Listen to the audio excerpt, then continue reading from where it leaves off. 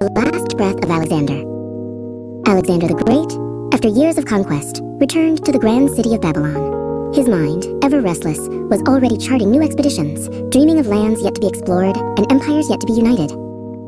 But a shadow fell upon his ambitious plans. A sudden fever gripped him, a sickness that started subtly but soon began to drain his legendary strength.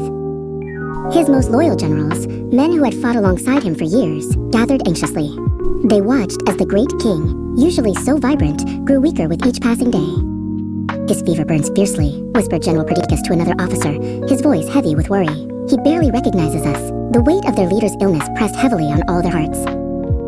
Despite his weakening state, Alexander tried to maintain his duties, dictating orders and receiving reports, but the effort was immense and his voice grew fainter.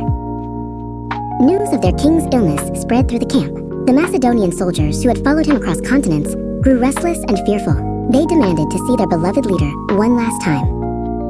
With great effort, Alexander was brought to a position where his soldiers could file past him. He could not speak, but he managed to raise his hand in a silent farewell, tears in many eyes. The air in the royal chambers grew heavy with sorrow. His closest companions stood vigil, their hope dwindling with each labored breath. The great conqueror was fading. As his final moments approached, one of his generals asked, "To whom do you leave your empire, O king?" Alexander, with a faint whisper, reportedly uttered, "To the strongest." On June 10th, 323 BC, Alexander the Great, king of Macedon, pharaoh of Egypt, and king of Asia, breathed his last. His death marked the end of an era and the beginning of a new, uncertain chapter for his vast empire.